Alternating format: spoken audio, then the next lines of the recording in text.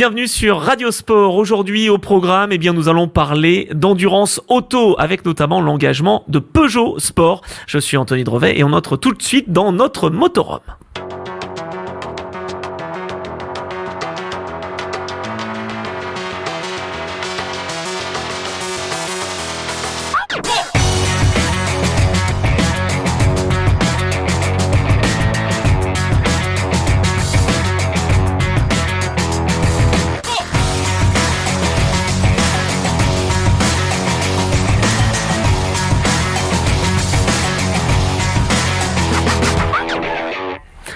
Motorhome, c'est votre rendez-vous dédié au sport mécanique sur Radio Sport. Soyez toutes et tous les bienvenus pour évoquer de l'endurance auto avec des invités de taille. On va parler des 24 heures du Mans, on va parler d'endurance plus précisément et d'une équipe française avec Peugeot. Et pour cela, j'ai le plaisir d'accueillir sur notre plateau Olivier Jansoni, directeur technique de l'équipe Peugeot Sport dans le groupe Stellantis. Bonjour Olivier. Bonjour. Merci d'être présent.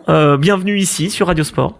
Merci. Bon, on va parler d'endurance. Attention, ça va être assez costaud justement. Et face à vous, on va retrouver Christophe Marie, qui est ingénieur, qui a été leader de projet, notamment passé par Peugeot. Bonsoir Christophe. Bonsoir.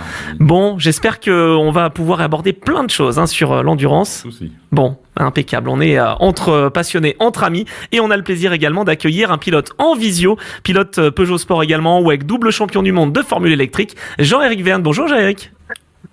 Bonjour tout le monde. Bon, bienvenue en tout cas ici sur Radio Sport. On va parler endurance, on va parler du défi que représente une course comme les 24 heures et plein d'autres choses. Donc voilà, prêt à être cuisiné Jean-Éric ? Toujours prêt, ouais. Ça va. Et on a également notre petite voix, notre champion du timing, Maître Capello. Ça va Maître ? Bonsoir tout le monde, bien sûr que ça va. Bon, j'espère quand même que tu as des bonnes questions aussi, hein. Oh, il y en a toujours. Bon, d'accord. Alors, bienvenue dans notre motorhome. On va découvrir donc des disciplines, des profils, des projets. C'est l'objectif, évidemment. Des infos, des stats, des explications à la découverte de la course et de l'endurance. Et donc, on va mettre en lumière l'engagement de Peugeot en championnat du monde d'endurance. On va faire un saut dans cette organisation. Et donc, installez-vous dans notre motorhome. On va commencer tout de suite cette émission spéciale endurance.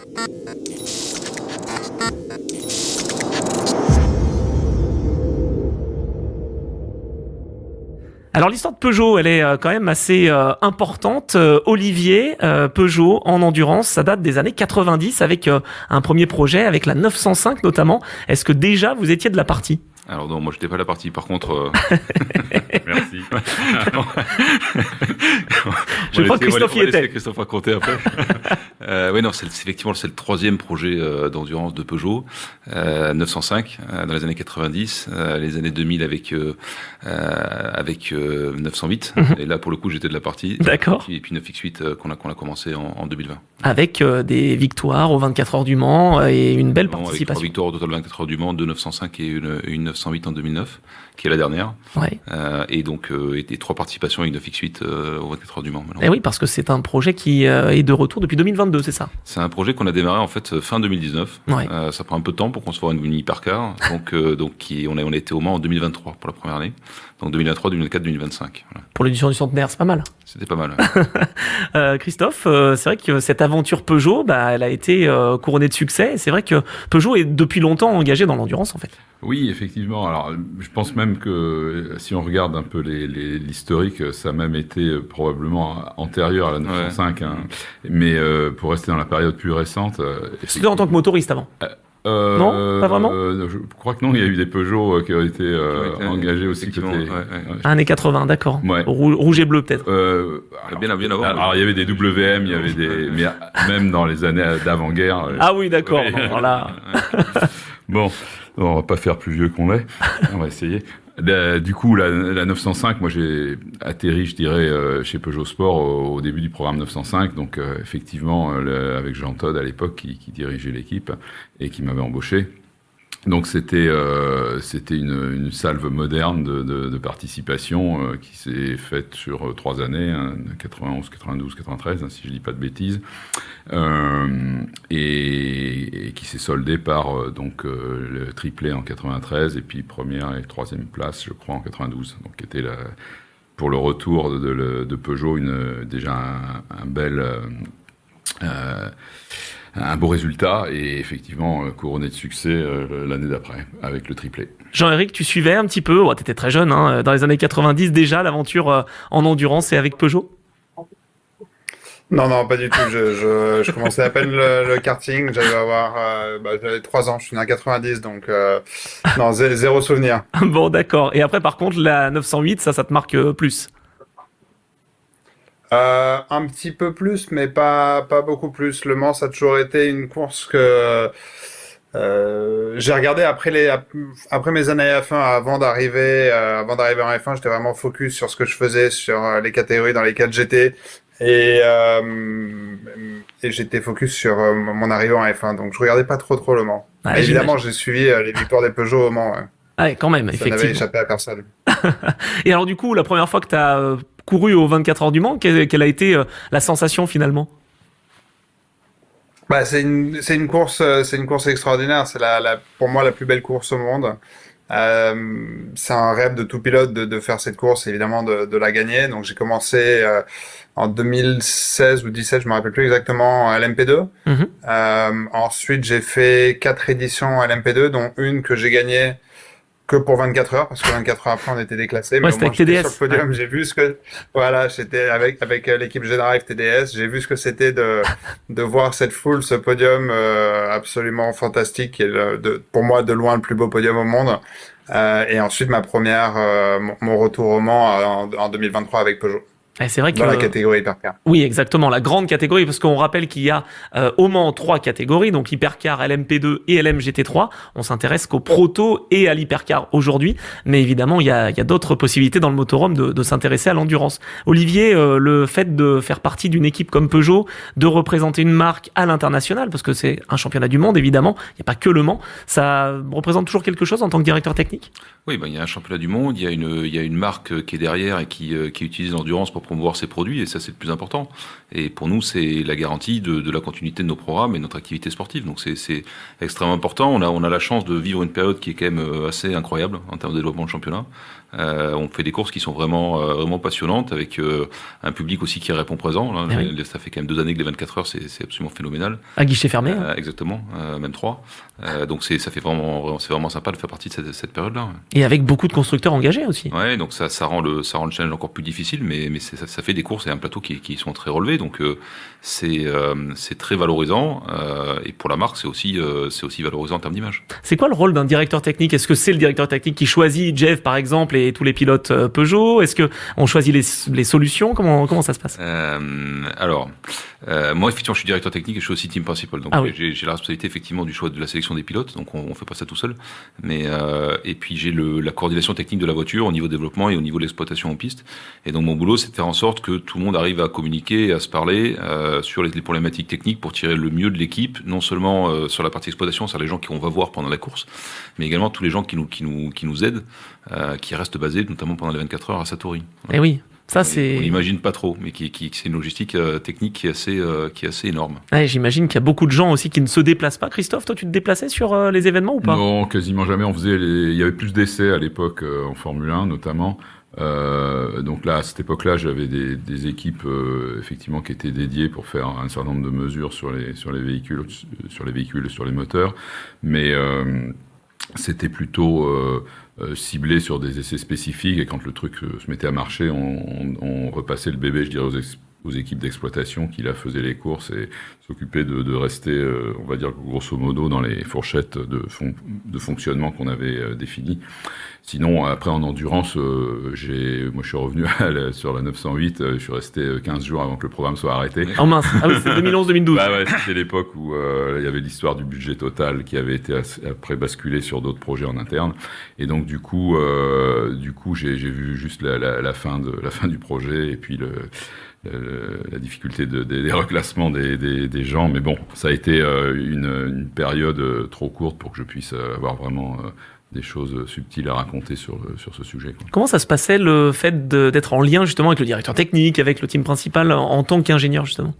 En 93, dans les années 90, oui, puis après... disons que il y avait alors, dans les années de la 905, il y avait beaucoup moins de monde. D'accord. Voilà. On était 52 moteurs quand je suis arrivé, on était 120 en tout chez Peugeot Talbot Sport, donc ça faisait une dimension d'équipe effectivement beaucoup plus directe en tout cas dans le management et voire même un peu les mentalités étaient aussi légèrement différentes à l'époque, un peu plus old school et donc ça crée enfin c'était une vraie équipe qui était assez soudée. Pour le bien et pour le mal aussi, parce que parfois, quand on est trop proche, il finit par avoir des frictions aussi, et puis des fortes personnalités. Donc, il y avait des gens, il y avait Jean Todt, il y avait André de Cortance, il y avait Jean-Pierre Boudy.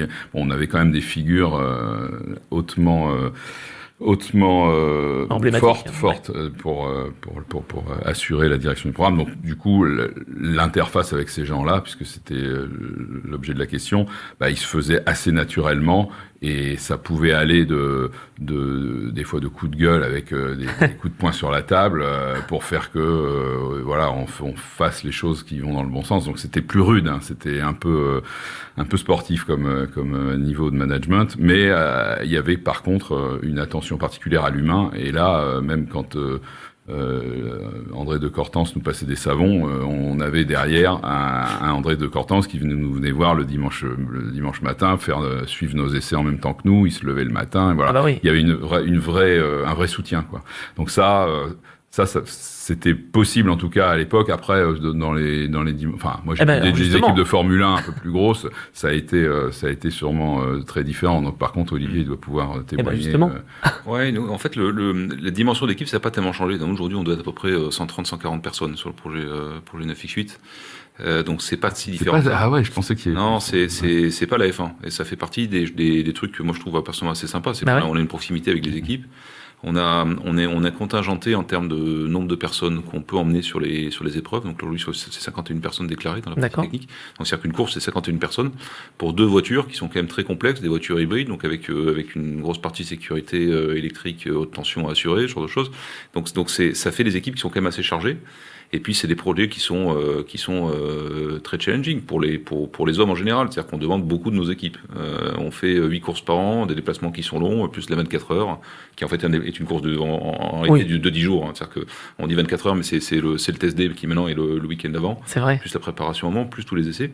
Puis t'as tes 40% de personnel qui sont sur place. Du coup. Exactement. Et donc on est donc en fait c'est un peu ça. On demande beaucoup aux équipes. Ce sont essentiellement et quasiment tous des gens très passionnés, parce que sans la passion c'est compliqué de tenir ce rythme-là. Et la contrepartie, il faut parfois trancher. Et donc la contrepartie, c'est qu'on doit aussi effectivement avoir une face un peu humaine, parce que c'est compliqué d'emmener des gens au bout de leur fatigue physique et mentale parfois, si on n'a pas un peu de un management un peu humain. Ouais. Ça, c'est vrai, faut penser à l'humain. Jean-Éric, comment tu gères une semaine de 24 heures? Alors, évidemment que je parle d'endurance en général. Il y a des courses de 8 heures notamment. Mais là, une course de 24 heures, c'est une vraie endurance, mais dès le dimanche de la journée test, non? Ouais, comme Olivier le mentionnait, c'est plus que 10 jours, même c'est toute une année, parce que toutes les courses du championnat du monde, même si elles sont extrêmement importantes en termes de points, parce que à la fin, la course de 24 heures compte, mais aussi le championnat du monde compte pour l'équipe et tous nos partenaires.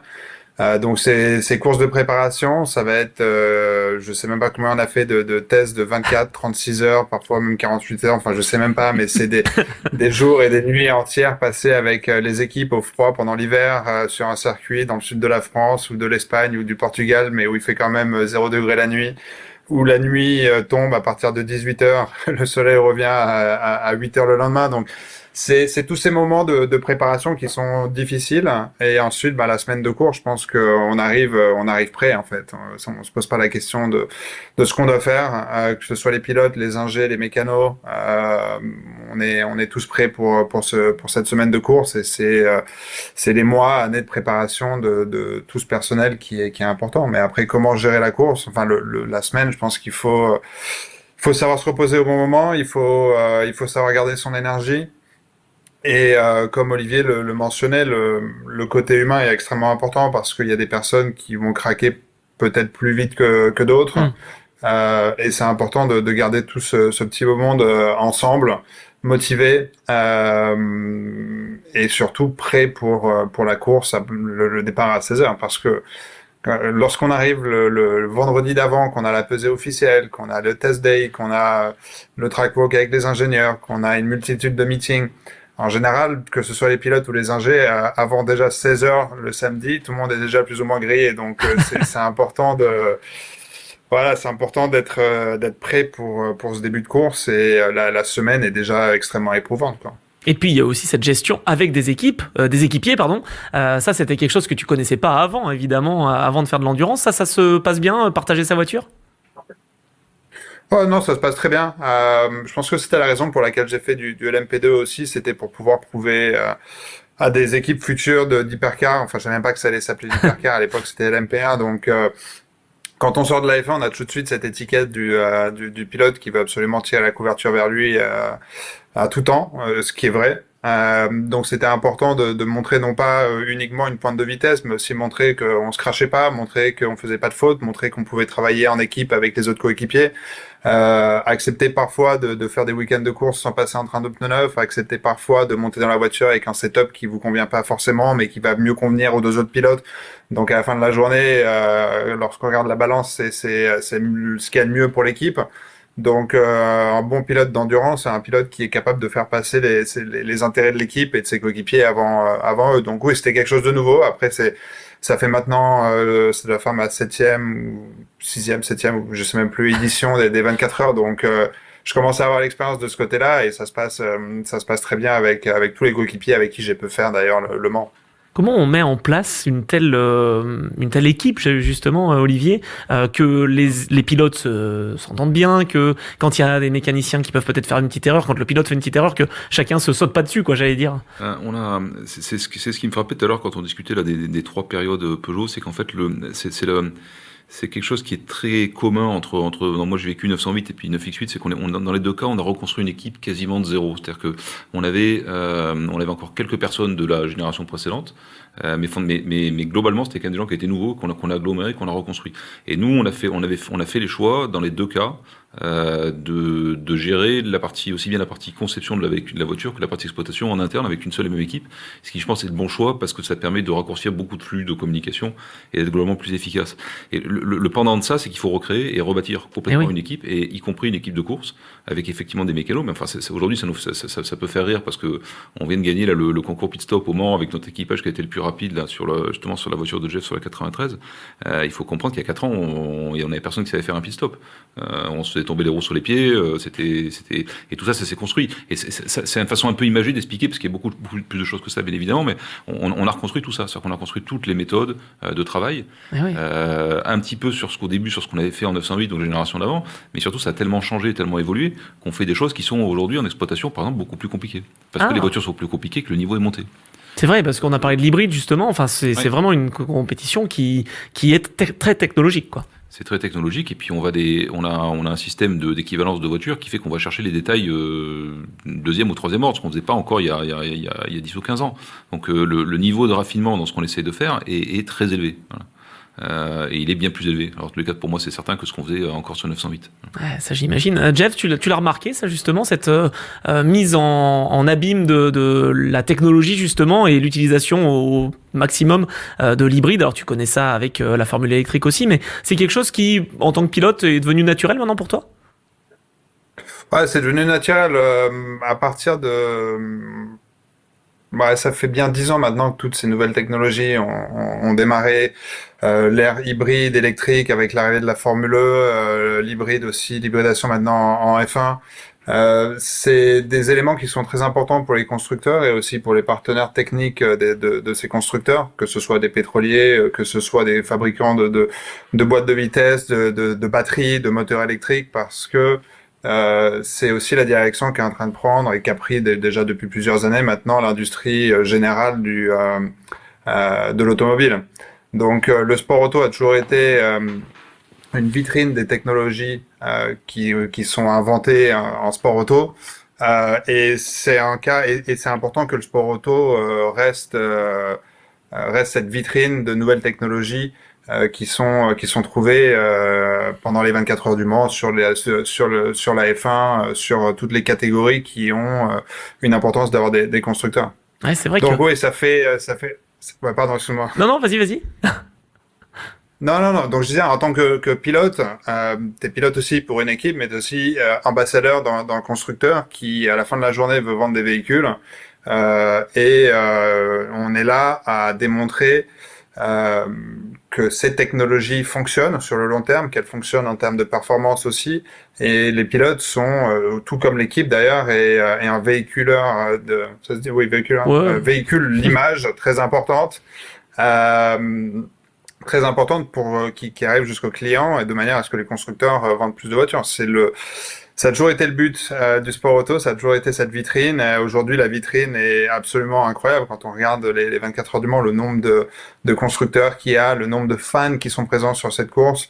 C'est vraiment ces années-là qui sont importantes. C'est probablement les plus belles années de l'histoire de l'endurance.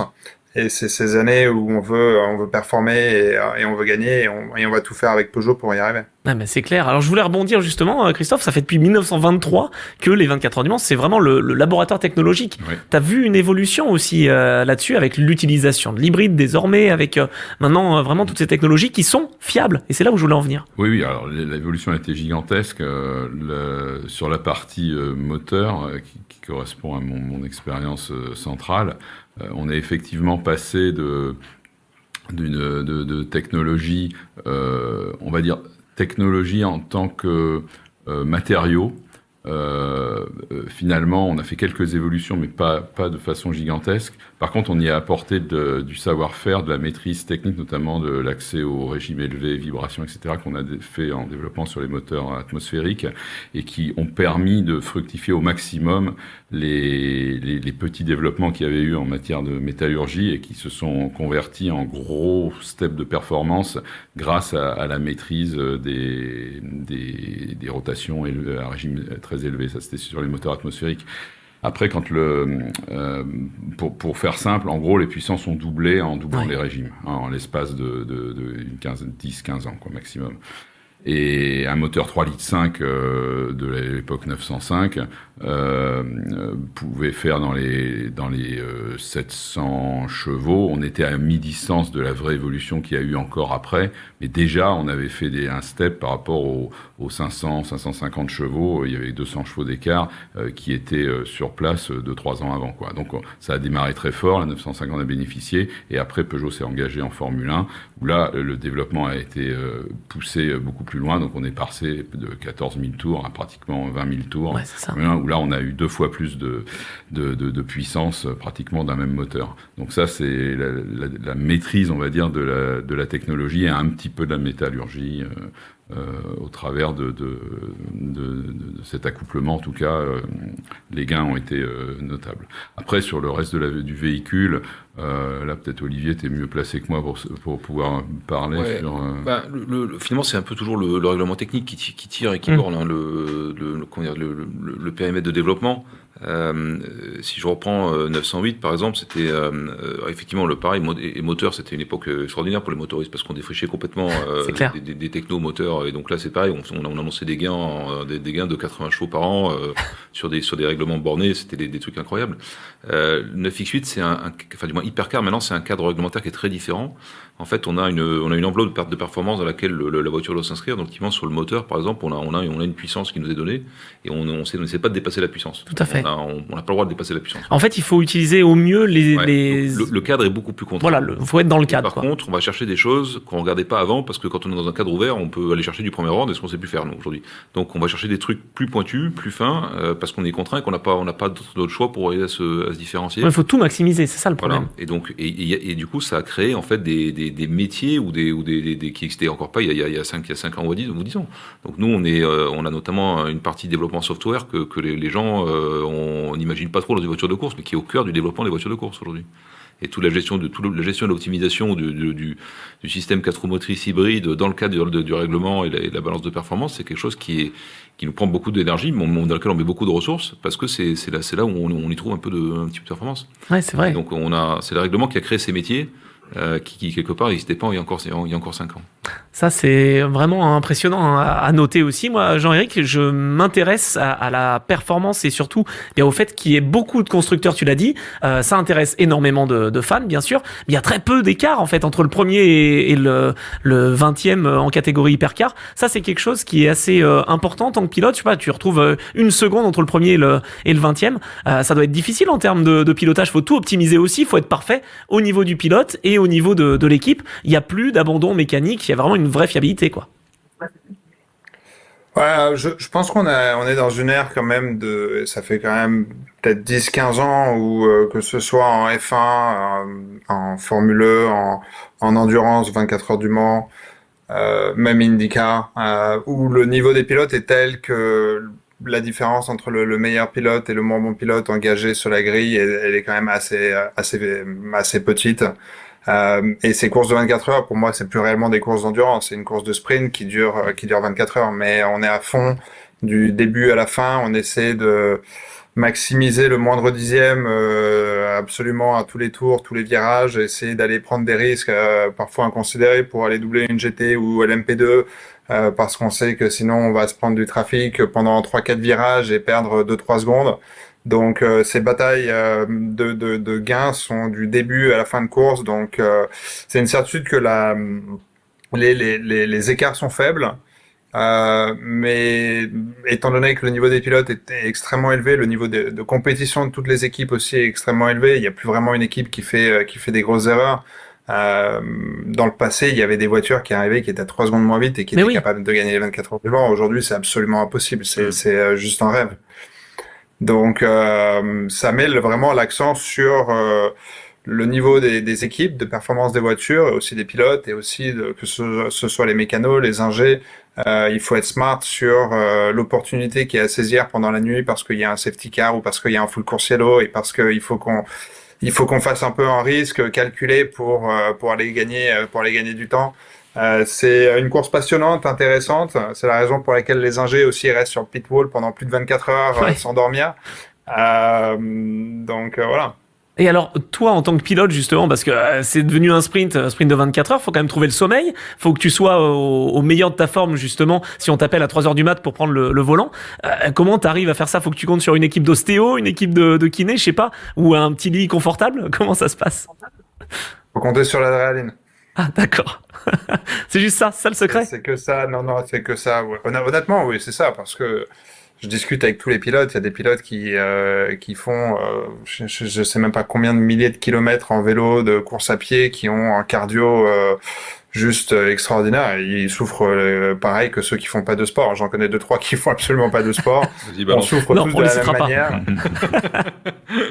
Non, alors ils sont pas français, ils sont pas dans notre équipe, donc mais je les citerai pas non plus. Mais et la réalité, c'est que c'est l'adrénaline qui nous fait tenir. Il y a des pilotes qui ont gagné le Mans sans les citer non plus, mais qui m'ont dit qu'ils le vendredi soir n'arrivaient pas à trouver le sommeil. Pendant la course, ils n'arrivaient pas à trouver le sommeil. Donc je sais pas si vous imaginez, c'est plus de 48 heures sans dormir. Et les mecs, ils performent. On est toujours là pour performer parce que il y a cette adrénaline de course qui nous maintient tous en éveil. En revanche, le jour, le moment où la course se termine, c'est là où on crache assez sévère. Ça, c'est clair. C'est quoi ton moment préféré? Tiens, on va te libérer bientôt, Jean-Éric, mais ton moment préféré dans une course comme les 24 heures, par exemple? Moment préféré, alors j'ai envie de dire quand on est sur le podium à gagner la course. Mais c'est tellement logique que je vais pas dire ça. Non, le moment préféré, c'est probablement avant le départ, la cérémonie de départ. C'est là où on voit tous les 180 pilotes alignés, la Marseillaise, l'hélicoptère de l'armée qui ramène le drapeau français, toute cette cérémonie avec tous ces fans à droite, à gauche. C'est assez poignant. C'est émotion garantie, frisson garanti. Et je trouve que c'est pas quelque chose que j'ai ressenti sur d'autres courses, même que ce soit un F1, que ce soit Monaco Grand Prix. J'ai jamais ressenti l'énergie qu'il y a avant une course, avant le départ de cette course des 24 heures du Mans. Ah, c'est intéressant ça, parce que finalement, en fait, on a un championnat du monde, mais on a les 24 heures du Mans, c'est une course dans ce championnat du monde, c'est même quasiment un championnat du monde à part entière, quoi. C'est une course qui est très importante, qui reste la plus importante, même si on essaie de développer le championnat, et je pense que c'est important qu'il se développe parce que ça permet aussi d'avoir de la visibilité pour l'ensemble de nos marques, et tous les constructeurs sur une année, pas juste sur une course. Ça reste une course qui est mythique, qui arrive évidemment une fois par an et qui est la course que tout le monde veut gagner. Donc oui, et elle se prépare différemment. On a un règlement sportif qui est un petit peu différent, c'est pas exactement le même règle de safety car, donc c'est pas la même stratégie non plus. Après, où je rejoins complètement Jeff, c'est qu'aujourd'hui, c'est un sprint de 24 heures. Ouais. On l'aborde en termes de rythme. On n'a aucun moment où on relâche la pression sur quoi que ce soit. On roule aussi vite en cours 24 heures que sur une course de 6 heures. Et ça, je pense que ça a changé. On n'économise absolument pas les mécaniques. Et c'est vrai que c'est remarquable, je pense, le niveau de fiabilité des voitures maintenant. Mais c'est ça. Quand on met finalement d'un côté la complexité des autos, parce que ce sont des autos qui sont très complexes, notamment les LMH quadrimotrices, donc assez compliqués à fiabiliser finalement, parce que complexes techniquement, et en même temps on les voit rouler à fond sur 24 heures avec en majorité tous extrêmement fiables. C'est vrai que c'est quand même un effort qui est fait là-dessus qui est assez remarquable, et le niveau atteint dans la fiabilité des autos du plateau est plutôt spectaculaire, je pense. Ouais, c'est clair. Ça t'impressionne ça, Maître Capello, avant qu'on libère Jeff? Oui, j'ai une question à ce sujet. Voilà. Ouais, j'ai des voitures, mais si tu veux, elles sont moins fiables. Alors, comment ils font pour avoir une voiture aussi fiable que ça? Parce que on est d'accord qu'on ne fait que de l'innovation. Alors, la fiabilité. La fiabilité, c'est un gros sujet parce que ça dépend de beaucoup de choses. Ça dépend déjà des risques techniques qu'on prend au début. Aujourd'hui, on a deux formules en hypercar entre le LMH 4 roues motrices et le LMDH. Alors, par principe, la fiabilité aujourd'hui, elle est plus difficile à atteindre en LMH, simplement parce que le constructeur développe ses propres organes et ses propres composants. Donc, il est tout seul à les valider. Finalement, pour une équipe qui travaille bien, la fiabilité, à la fin, c'est principalement lié au kilométrage parcouru. C'est-à-dire l'idée, c'est de parcourir un maximum de kilomètres pendant les fameuses séances d'hiver un peu longues là, que Jeff décrit, pour arriver à mettre de son côté, à rencontrer tous les cas, toutes les situations de température, de conditions atmosphériques, de pistes, de taux de charge, qui permettent d'avoir tout balayé. Et là, on se dit, on n'a pas rencontré le problème dans l'ensemble de ce qui peut nous arriver au Mans. Donc, du coup, on est fiable pour les 24 heures du Mans. Donc, bien évidemment, pour les constructeurs LMDH qui achètent en majorité des composants qui sont communs, ils peuvent mettre en commun quelque part ce kilométrage parcouru et fiabiliser ensemble leur voiture. Nous, c'est un petit peu différent. Donc, nous, c'est l'LMH, donc c'est Toyota, Ferrari, Aston Martin et nous. Avec là-dedans 3 constructeurs qui en plus développent un système hybride, tout à fait, 4 roues motrices qui est complexe. Voilà. Oui, il y a Aston Martin qui vient sans exactement. système. Et donc le principe de fiabilité, enfin pour atteindre la fiabilité, plutôt c'est la validation. Donc c'est d'augmenter son kilométrage et de parcourir effectivement des longues distances et souvent dans des temps relativement longs parce que c'est compliqué d'avoir un circuit qui reprend la vitesse moyenne des 24 heures du Mans. Donc tous les circuits qu'on peut utiliser ont toujours des vitesses un peu plus basses et du coup il faut rouler beaucoup plus que 24 heures pour arriver à faire le kilométrage. Ouais, c'est vrai que après il y a la sévérité aussi des cycles. Moi j'ai une anecdote sur la 905, l'année du triplé si je dis pas de bêtises, on avait revalidé des pièces de dernière minute qui avaient eu des problèmes en simulation 10 jours avant la course. Et on avait passé au banc des pièces avec un cycle de validation où on restait arbitrairement longtemps sur des résonances de pièces, etc. Et effectivement, cette année-là, il y avait une pièce qui avait cassé dans un cycle que moi j'avais défini à l'époque comme étant le cycle qui devait nous border pour avoir la fiabilité en course maximale. Sauf que la décision, elle était arbitraire, hein, dans le sens où jusqu'où aller prendre des marges. Et en fait, la pièce a cassé, et là, ça rejoint l'impact aussi, dont on n'a pas parlé complètement, mais l'impact psychologique dans les équipes, c'est que ma question, c'était est-ce que j'en parle ou est-ce que j'en parle pas? Parce que j'avais exagérément pris probablement plus de ceinture et bretelles pour valider la pièce. Et du coup, j'ai décidé de pas en parler. Et à la fin de la course, à l'arrivée, je l'ai dit à Jean-Pierre Boudy, à mon chef, je lui ai dit, tu sais, il y a un truc que je t'ai pas dit, Jean-Pierre. C'est qu'on a cassé la pièce 3 jours avant la course, quand on faisait l'endurance. Ah bon? Ah ben t'as bien fait de pas me le dire. Effectivement. Et voilà, donc il y a aussi, alors ça c'est une anecdote par rapport à la technique, mais je pense que il y a beaucoup de situations qui fonctionnent aussi comme ça. C'est-à-dire qu'il y a un aspect relationnel, émotif, informatif ou pas. Qu'est-ce qu'on partage partage pas, voilà, qui impacte. Bon, on y reviendra juste après. Je libère Jean-Éric. J'ai une petite dernière question quand même. Ce championnat championnat du monde, il est varié, il n'y a pas que les 24 heures du Mans. C'est quoi ton autre circuit préféré finalement de ces 8 manches dans le cadre du WEC? Il y a une piste en particulier qui te plaît? Ouais, Spa. Ah. Spa, pour moi, c'est une de mes pistes préférées. Après, il y avait un autre circuit que j'adorais, mais qu'on n'a plus pour le moment, c'était Monza, Ah qui ouais? était remplacé par Imola. Ouais, donc je dirais Spa et Monza, c'est deux circuits que j'adore. Ouais, c'est pas mal, circuit mythique. Merci en tout cas pour ta présence, c'est un plaisir de t'avoir. C'était super. Et puis on se retrouve beaucoup. très bientôt pour d'autres belles émissions et puis sur les courses d'endurance évidemment. On te souhaite le meilleur, on croise les doigts. Merci beaucoup, bonne soirée à tous. Salut, Merci. Jean-Eric. Et oui, c'est vrai que ces anecdotes justement et cette gestion de l'humain, c'est ultra important. Olivier, comment est-ce que tu arrives, alors en plus des pilotes justement, à gérer ces mécaniciens, la fatigue de certains, peut-être, voilà, quand certains font des petites erreurs, ça peut arriver, ne pas déstabiliser l'équipe. Ouais, c'est le côté en fait qui rend cette course, la préparation de course assez unique. Moi, je me rappelle très bien de la toute fin de mes premières 24 heures en 2007 avec Peugeot. Ouais. Moi, je venais à l'époque, c'était mon premier projet d'endurance. J'avais fait du championnat du monde des rallyes qui était un niveau qui était assez élevé à l'époque. Et quand on avait vu les voitures, j'avais pas été super impressionné techniquement, logiquement sur ces voitures-là. Alors il y avait une partie qui était très impressionnante, c'est la partie moteur. Ouais. Sur la partie châssis, j'avais pas été hyper impressionné. Et donc je considérais quand même que au bout d'un moment c'était un truc voilà, mais bon, c'était pas si impressionnant que ça. Et en fait c'est là où j'ai pris la dimension du truc, c'est je pense à la fin de ma première 24 heures, donc tu finis t'es rincé. Oui.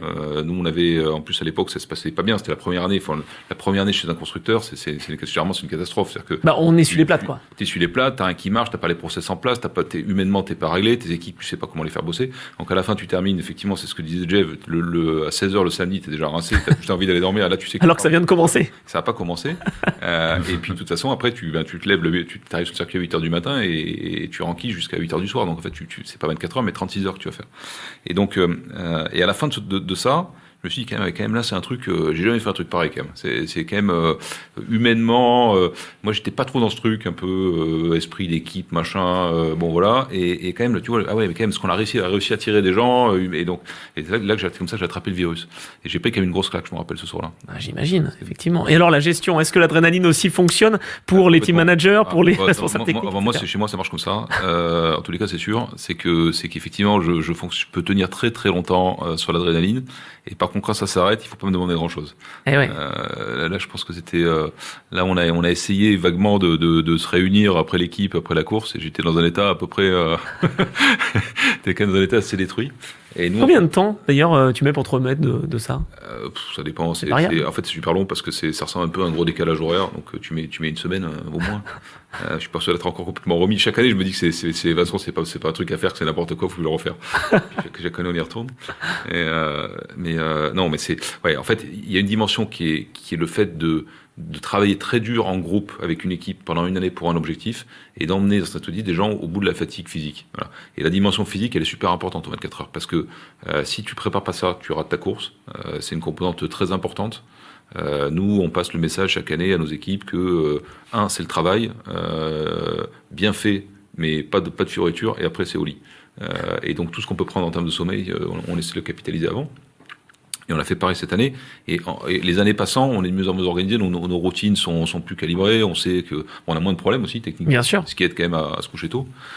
Mais on sait que par exemple, quand on va changer notre moteur dans la nuit du mercredi au jeudi, on a une équipe spéciale qui vient pour faire ça pendant que les autres vont dormir. Donc le truc est calé quoi. Et on sait qu'ils changent ça, le process, les gammes, c'est ça. Et ça, c'est des choses qu'on a travaillé et qu'on n'avait pas la première année et qu'on a maintenant. Et qui montre quand même l'évolution un peu de l'équipe aussi, et la façon dont on appréhende les 24 heures. Mais ce qui est difficile, en fait, ce dont je me rends compte, c'est que les séances, une fois que ça commence, je veux dire, le mercredi, le jeudi, on parle vraiment du Mans, ça se finit tard. Et donc, quand le drapeau à damier de la dernière séance d'essai libre est à minuit, à quelle heure on rentre à l'hôtel? Si hôtel il y a. Alors ça termine, je vous dirais, moi, ça a dû terminer à 10h, je pense, ou minuit, oui, 10h, minuit. Oh non, c'est minuit, mais... Minuit, ouais, donc moi, je dirais 1h30, 2h après. Ah ouais. On essaie de faire court là sur ces soirs-là parce qu'on fait généralement pas de débrief ou des débriefs avec nos pilotes assez simples. D'accord. Et on se garde ça pour le lendemain matin avec une tête un peu reposée. Oui, j'imagine effectivement. Alors quand on est sur le circuit, parce que les pilotes, je pense, ont un petit endroit pour se reposer justement pendant que la course a lieu. Est-ce que c'est le cas aussi pour les mécaniciens ou est-ce que vraiment ils dorment dans le stand et... Ils dorment dans le stand. En fait, les pilotes sont alors on laisse le choix, mais majoritairement les nôtres en tout cas préfèrent être logés pendant toute la semaine dans l'enceinte du circuit. D'accord. Pour perdre le minimum de temps possible, donc il y a tout un système de motorhome un peu élaboré là, qui permet de loger des pilotes. Et par contre pendant la course, on a des chambres, alors, c'est un bien grand mot, Des Algeco, quoi. Ouais, voilà, mais c'est ça. Des blocs. Une espèce de containers dans lesquels on met à peine un lit et sur lesquels ils peuvent dormir. Bon, là, ils sont directement au-dessus de l'hospitalité, donc dans le working paddock, ce qui nous permet de nous les avoir à moins de 200 mètres du box si jamais on a un plan de roulage qui est établi avec des routines et déjà des tours, hein, ce qu'on appelle un run plan. Parfois ça dévie parce c'est arrivé à Jeff notamment là, pas cette année mais l'année d'avant où il a dû passer je sais plus 4 heures, il vous dira mieux, dans la voiture la nuit parce que on a eu un safety car sous la pluie et que dans ce cas-là on rentre pas pour changer quoi que ce soit parce qu'on consomme rien et donc du coup on garde notre pilote. Et donc ça décale tout le plan. Ça c'est bien pour celui qui devait prendre le volant et qui dort. Oui, mais généralement on essaie d'éviter de le réveiller du coup, mais voilà, mais c'est moins bien. Ce qui veut dire, ça c'est intéressant, ce qui veut dire qu'ils n'ont pas d'alarme pour se réveiller à 3 heures, non, ils dorment. Ils se gèrent personnellement, nous par contre on les réveille en plus, c'est-à-dire qu'on s'assure quand même donc on a un système avec des physios, effectivement, ils sont encadrés par des physios, ils sont surveillés par des physios, puis on a des personnes qui s'occupent effectivement de les aider un petit peu pendant ces 24 heures. Ça te manque pas, ça, de pas avoir vécu ces 24 heures, justement, quand t'entends ça, Christophe? Non, ça me manque pas, mais... Ce côté-là, je veux dire, de fatigue. Non, parce que moi, effectivement, j'avais du mal à supporter les heures à pas dormir, là, donc 3 heures par nuit, j'avais besoin quand même de me les faire. Donc, mais de toute façon, moi, j'étais dans l'équipe conception, donc du coup, sur place, à part emmerder les mecs... C'était à peu près inintéressant, quoi. Mais t'y es allé quand même. Oui, bien sûr, à chaque fois. Mais bon, t'es là, si jamais il y a une décision à prendre technique, t'es forcément là, t'as besoin d'être là pour prendre la bonne décision. Mais en général, ça se passe pas trop mal. Parfois, il y a eu sur les 905, quand on a fait le triplé, on a eu les échappements à 4 heures d'arrivée, qui ont tous pété. Alors qu'au Castellet, avec les vibreurs qui étaient pas pareils, on avait fait les 24 heures sans souci, enfin même jusqu'à 30 heures, je crois, on poussait.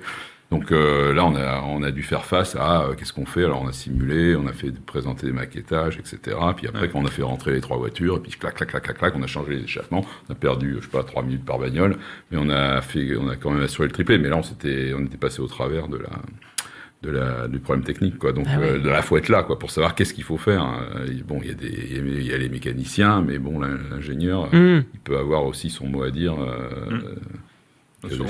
Est-ce qu'on anticipe justement, parce que je me souviens avec Audi à l'époque on en parlait, le changement de boîte de vitesse en très peu de temps, dans la conception même de la voiture, on pense déjà au fait de pouvoir démonter rapidement ou pas du tout? Tu le fais, mais maintenant c'est devenu tellement des courses de sprint que de toute façon un arrêt au box ça condamne. D'accord. Donc y compris sur les 24 heures. Et s'il n'y a plus droit à l'erreur en fait. Nous 94 aujourd'hui, cette année, elle fait une course sans aucune.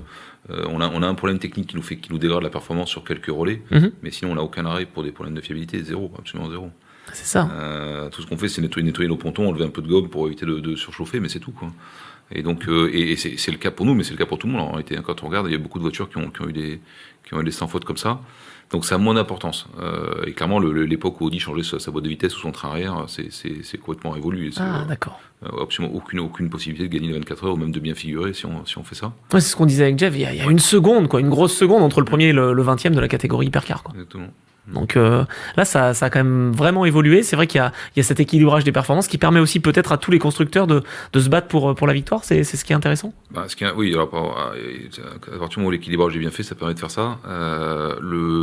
Ce qui est intéressant, c'est surtout le fait que je dirais on continue à développer parce qu'en fait c'est quand même un métier où le principe c'est de rechercher la performance et le principe c'est de se différencier des autres pour terminer premier. Donc la nature est ainsi faite que dès qu'on bloque une porte, on essaie d'en ouvrir une deuxième. Et donc comment dire, les champs techniques de développement ont changé au fil des années, mais le principe de dire je cherche toujours à pousser les limites 1 du règlement, 2 de la fiabilité, parce que bien souvent on a quand même aussi des compromis où on sait que extraire de la performance nous coûte de la fiabilité et on est tout dans une espèce de jugement un peu voilà. Et ça n'a pas changé. C'est un peu le cœur de notre métier, ça n'a absolument pas changé. Je dirais ce qui est impressionnant, c'est que parce que les moyens techniques et les connaissances progressent, c'est ce qu'a décrit Christophe, on fait aussi de la validation banc qui nous permet de s'assurer qu'on peut sévériser des cycles, des cas de charge qu'on peut pas reproduire proprement sur la piste. ceux des 24 heures en tout cas, même aller au-delà.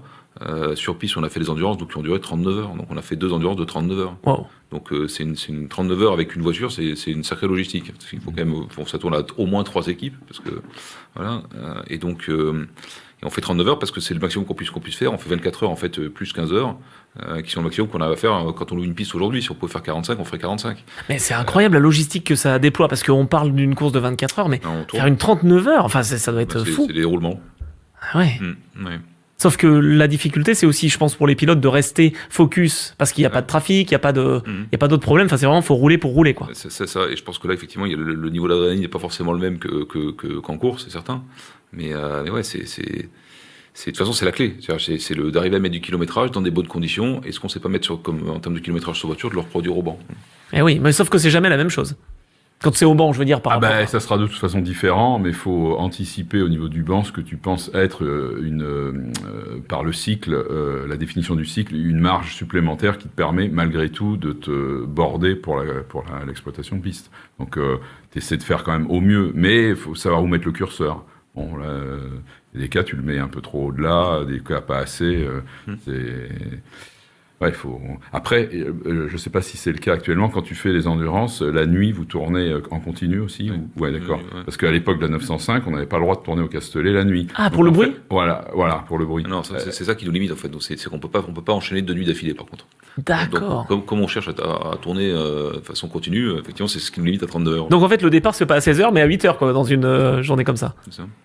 Ah Et oui. du coup, sur la 905, on avait fait des endurances et on gardait la nuit dans le box la voiture et on la gardait en chauffe pour ne pas créer des cycles chaud-froid. Donc, sauf que à faire des démarrages, des arrêts, démarrages, des arrêts, on avait complètement usé les cams, les poussoirs, etc. Donc, c'était créé un problème qui en fait n'en était pas un, uniquement parce qu'on avait voulu s'adapter à la limitation de ne pas pouvoir tourner la nuit. Voilà. Donc, tous ces problèmes-là, on les voit effectivement.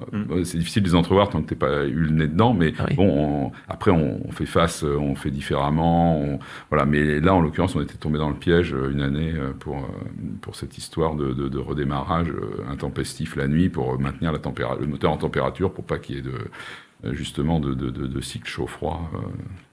Voilà. On se rend compte que c'est une sacrée logistique quand même pour se préparer. Alors pour les 24 heures, mais aussi pour toute la saison finalement. Est-ce qu'on peut se dire que si on fait une endurance de 39 heures, voire même 2, bon, bah, c'est facile d'aller au Qatar, d'aller à Bahreïn sur 8 heures, sur 6 heures ou pas forcément, parce que le problème de l'endurance, c'est que quelque part vous êtes tributaire des conditions météo. Donc on peut très bien se retrouver au Castellet, à rouler à valider du moteur au mois de février ou au mois de mars, et puis on se retrouve au Qatar où il va faire 10 degrés de plus. Donc on va essayer nous de masquer les radiateurs, enfin augmenter les températures, d'autres choses. Mais enfin, c'est compliqué de couvrir en fait tout le scope, notamment du WEC avec les courses outre-mer, dans des validations qu'on fait principalement en Europe et en hiver. Et puis de toute façon, l'histoire démontre qu'on n'y arrive pas vraiment. C'est-à-dire qu'on le fait de mieux en mieux, mais on n'arrive jamais vraiment à le faire. Ce que racontait Christophe sur l'histoire qui est connue effectivement des échappements de 905, 908 en 2009 quand on gagne, on a une voiture qui à la fin est à l'agonie, a plus de frein, est en train d'user on est en train de se demander jusqu'à 1 heure de la fin si on va pas changer les freins et devoir s'arrêter. Et finalement, ce qui aurait probablement interverti les positions des 2 voitures de tête, on décide de pas le faire, mais la décision a été compliquée à prendre quand même. Et ça, et des problèmes comme ça, on en a plein. Heureusement, on les règle. Et ces décisions, on les prend après avoir eu une nuit blanche et c'est une partie du challenge d'ailleurs. C'est pas tellement de rester éveillé parce que ça limite on va boire des cafés, on va y arriver. C'est surtout d'être capable d'être à peu près lucide pour prendre des décisions. Et on l'est pas tout le temps parce que quand on regarde à froid ce qu'on a décidé la veille ou pendant la course, parfois on se dit bah là on a quand même mieux fait de faire autre chose. Ça arrive, ça fait partie du truc. Mais oui, l'idée c'est d'arriver à se préserver et puis à s'organiser surtout parce que c'est quand même tout un système. C'est vraiment ça que c'est un sport d'équipe qui est assez incroyable. C'est un système où on supplée un petit peu les uns aux autres. C'est-à-dire qu'on sait qu'il y a des moments où il y en a un qui va être un peu moins bien et qui va peut-être faire une boulette. Alors l'idée c'est de lui montrer attention, fais attention, là t'as pas vu ça. C'est pas tellement pour lui pointer le doigt dessus, c'est plutôt lui dire mais voilà, tu vois, en tant qu'équipe on t'aide, là t'es pas bien, tu vas aller puis dans 2 heures quand moi je serai pas bien, tu vas m'aider un peu quoi. Voilà, donc ça fonctionne un peu comme ça. Et nous en tous les cas c'est ce qu'on essaie d'instaurer et sans ça je pense qu'on n'y arriverait pas. Quelle est la part, j'allais dire, entre les 24 heures du Mans et le championnat du monde d'endurance? Parce que on essaye vraiment aussi depuis quelques années du côté de l'ACO de monter en puissance ce championnat, ce qui est une réalité. Il y a quand même la part des 24 heures du Mans qui reste encore très importante. Est-ce qu'en tant que constructeur, on s'intéresse aussi au championnat du monde? Oui, je pense que tous les constructeurs s'y intéressent parce que déjà, alors c'est pas le cas pour tous les pays pour Peugeot, mais il y a des pays qui sont des marchés importants pour Peugeot qu'on va visiter, donc il y a pas uniquement le marché français, mais c'est pareil pour tous les constructeurs, pas forcément les mêmes pays, mais ils ont aussi des pays où ils ont des intérêts commerciaux qui sont importants. Et puis après, c'est important aussi d'avoir des courses. C'est quelque part, on fait ça pour avoir la visibilité de la course. Faire une seule course par an, c'est un peu, voilà, ça serait vraiment. Là, ça existait à l'époque. Malheureusement, fin des années 90, il n'y avait pas de championnat. Quoi. Mais on bénéficie un peu de ça. Après, c'est assez compliqué à juger ces dernières années parce que le fait est qu'en fait, le championnat se développe. Donc, quand on commence une saison, on a l'impression que c'est mieux que l'année dernière que l'année d'avant. Chaque année, c'est mieux, c'est plus gros. Et puis après, on arrive aux 24 heures du Mans et c'est encore plus gros que l'année d'avant. Donc en fait, on se dit tout le temps, finalement, maintenant, le championnat, il est au niveau des 24 heures parce qu'on se rappelle des 24 heures de l'année d'avant. Puis finalement, on arrive aux 24 heures de 2025, on trouve qu'il y a encore plus de monde et que c'est encore une plus belle course que les années précédentes. Donc ouais, je pense quand même que les 24 heures garderont toujours un peu ça sera toujours le point d'attrait principal pour les constructeurs. C'est le joyau, quoi. Ouais, c'est le joyau, et puis il y a un côté un peu, c'est le joyau, il y a un côté mythique, il y a pour les équipes, il y a ce côté humain, fatigue extrême, il y a le côté extrême du truc de notre exercice là, qu'on voit quand même qu'une fois par an, c'est pas plus mal d'ailleurs qu'on le voit qu'une fois par an. Il faudrait pas une deuxième course de 24 heures, on est d'accord. Pas maintenant tout de suite, idéalement. Non, pas maintenant, évidemment. Christophe, t'as vu cette évolution, toi, du championnat du monde d'endurance? Parce que début 90, il y avait un championnat groupe C, quoi. Ouais, mais en fait, il a été vite réduit à peau de chagrin, parce que à la fin, ça s'est retrouvé contre Toyota et Mercedes, Toyota. Enfin, ça s'est vite fini à 3 constructeurs, puis 2. Donc, l'idée de départ, c'était d'avoir des moteurs 3,5 litres équivalents à ceux qui étaient en Formule 1. Voilà. Et donc, les prix étaient diaboliques au niveau de ces moteurs. Donc, les équipes pouvaient pas s'acheter ces moteurs-là, et puis les constructeurs venaient d'arriver avec ce type de moteur, donc c'était aussi un peu compliqué pour les fabriquer, et surtout, ça coûtait très cher, quoi. Par contre, toi, à titre perso, c'est ce qui t'a permis d'aller faire le pas pour aller en Formule 1. Bah moi, en fait, j'étais en Formule 1 quand Jean Todt donc a quitté Peugeot Talbot Sport à la fin du triplé au Mans, et puis qui m'a effectivement fait la proposition de le rejoindre chez Ferrari. Donc moi, après, j'ai passé 14 ans avec lui chez Ferrari, et là, je dirais essentiellement centré sur la Formule 1. J'ai eu une fois une intervention à faire sur la 333 SP, si je ne dis pas de bêtises. Bien sûr, tout à fait. Parce qu'il y avait des problèmes de fiabilité de cam aussi, cam poussoir, pour changer. Et donc, j'avais développé notamment une connaissance assez pointue sur ce sujet-là, et donc j'ai pu l'appliquer directement là-bas pour résoudre le problème. Mais sinon, effectivement, le 99% du boulot, c'était la F1, quoi. Et quand je dis 99% du boulot, c'était du lundi matin jusqu'au dimanche soir. Enfin, oh là là. Voilà. Oui, on bossait énormément. Ah oui. Il y avait pas d'autre solution, hein. Alors des fois on était embêté un peu parce qu'il y avait des clients Ferrari, parce que Enzo Ferrari avait dit que les clients Ferrari c'était le monde entier, et donc il y avait pas de solution pour qu'en interne on puisse vraiment leur porter assistance, hein. Ils devaient se débrouiller, et en fait ils appelaient, et donc on pouvait pas refuser. Donc moi je passais des heures le week-end aussi à assister des clients qui avaient des Formule 1 des années précédentes pour leur expliquer des pièces, comment faire fonctionner le moteur, etc. Donc j'ai dit à Jean Todt à un moment donné, écoutez Jean, là il va falloir qu'on s'arme peut-être différemment, parce que si on veut vraiment être performant en Formule 1, moi je préfère passer mes week-ends à faire effectivement ce qu'il faut au niveau de la F1, et pas s'occuper de la compétition client les clients en fait qui faisaient tourner les anciennes F1. Et là c'est à partir de là qu'on a commencé à mettre en place, enfin Jean Todt a pris le sujet en main, et puis a fait effectivement mettre en place le musée, le service client, etc., qui permettait de séparer les activités. Et après, en dernière partie, il y a eu le merchandising qui est arrivé, qui lui a renfloué aussi les caisses, parce qu'on vendait, on gagnait plus d'argent par le merchandising que les voitures qu'on vendait en série, quoi. Donc c'était une autre époque. Donc il y a eu toutes ces évolutions qui ont été faites et qui ont modelé la F1. Et alors l'endurance, c'était le parent pauvre, hein, chez Ferrari à l'époque. Maintenant, c'est très différent. Maintenant, c'est devenu important parce qu'il y a eu le budget de cap en Formule 1 aussi. Je pense. Alors moi je saurais pas dire, mais si c'est ça, peut-être, ouais. Bah c'est ce qui explique, j'imagine, en tout cas Olivier, l'arrivée de beaucoup de constructeurs, non? Ouais, parfois, je sais pas. Enfin, on a beaucoup fantasmé sur le fait qu'il y avait effectivement des équipes qui se sont retrouvées sans travail à cause du budget de cap, et qui du coup se retrouvaient sur l'hypercar. Bon, c'est certain que ça a dû les aider parce qu'il faut reconnaître qu'ils ont réussi à développer une hypercar très performante très rapidement et gagner la première année, ce qui est quand même remarquable quand on connaît la difficulté. Donc sûrement ça a dû les aider, mais je pense pas qu'aujourd'hui l'endurance existe parce qu'il y a le budget de cadre Non. de la F1. Après, je pense que ça existe surtout parce que ça répond, parce qu'il y a une conjonction de plusieurs choses. D'abord, il y a eu quand même et il faut le saluer parce que nous constructeurs, on n'est pas toujours en phase et on sait aussi dire quand ça va pas. mais il faut saluer le fait qu'il y a eu quand même un effort qui a été fait pour construire ce règlement, pour assainir la situation financière chez les constructeurs en essayant de contrôler les coûts, permettre aux constructeurs de rester et de s'impliquer et sortir de cette espèce d'ère du développement à outrance du LMP1 qui, d'un point de vue ingénieur, c'était la meilleure. Ouais, la meilleure, c'est une évidence. Mais simplement, aujourd'hui, la réalité, c'est que le modèle économique, il tient pas. C'est ça. Et donc, je pense que malgré l'augmentation de la notoriété du championnat, il tiendrait pas encore aujourd'hui si on le remettait sur la table. Sans trahir de secret, on est sur une fourchette de budget de combien à peu près entre les constructeurs plutôt LMH et puis ceux qui utilisent la catégorie LMDH? Est-ce qu'on a une idée à peu près? Difficile à dire. Nous, on communiquera pas sur nos chiffres, mais après, je pense que c'est entre LMH et LMDH, c'est deux modèles économiques assez différents. Mm-hmm. Le LMH, il y a un ticket d'entrée qui est très élevé parce qu'on développe ses propres organes. On peut faire ce qu'on veut. Dans le cadre du règlement, oui. Dans le cadre du règlement technique, oui. Il y a plus de liberté, c'est vrai. C'est un règlement qui est plus libre. Aussi bien au point de vue aéro qu'au point de vue moteur et transmission surtout. Et système hybride. Et par contre, donc c'est plus cher en ticket d'entrée, surtout quand comme nous on repart un petit peu de zéro. Et donc il faut tout redévelopper, tout remettre en œuvre. Et par contre après on paye nos pièces à prix coûtant entre guillemets, c'est-à-dire qu'on a personne qui marche sur le prix de nos pièces. Donc une fois que le programme est lancé, c'est plutôt à mon avis plus économique quand c'est bien géré. D'accord. Au même niveau de gestion, on va dire. Ah, intéressant. Moi, je voulais parler du fait de gérer finalement cette entreprise. Hein, c'est une équipe, mais je voulais rebondir sur ce que tu disais, Christophe. Comment on gère une saison d'endurance? Alors, il y a une course par mois, mais bon, il faut bien occuper aussi les équipes. Est-ce que le rythme, c'est quoi? C'est 6 jours sur 7 à occuper les gens, hein. C'est pas le sujet. Bon, d'accord. On a plutôt du mal à leur faire prendre leur jour de congé. Ah, donc voilà, c'est ça. non, mais c'est... D'abord, on a une intersaison qui est super courte, en vrai, parce qu'on termine à la mi-novembre et on reprend. Alors cette année, on l'a repris fin février, ouais. Donc ça fait pas beaucoup. Oh. Entre-temps, on essaie de caler un petit peu des validations et pour le préparer le Mans. Nous, on a souvent un début de saison, les 6 premiers mois là, qui est très dense parce qu'on fait en fait, on est limité en termes de nombre de jours d'essai. Donc on a un nombre de jours d'essai qui était cette année, je crois, de mémoire à 10 jours. C'est pas beaucoup. Sur lequel on peut mettre parfois plusieurs voitures. Et donc on a essayé d'empiler ces jours au maximum en début de saison de façon à se préparer pour le Mans. Et on roule relativement peu après le Mans.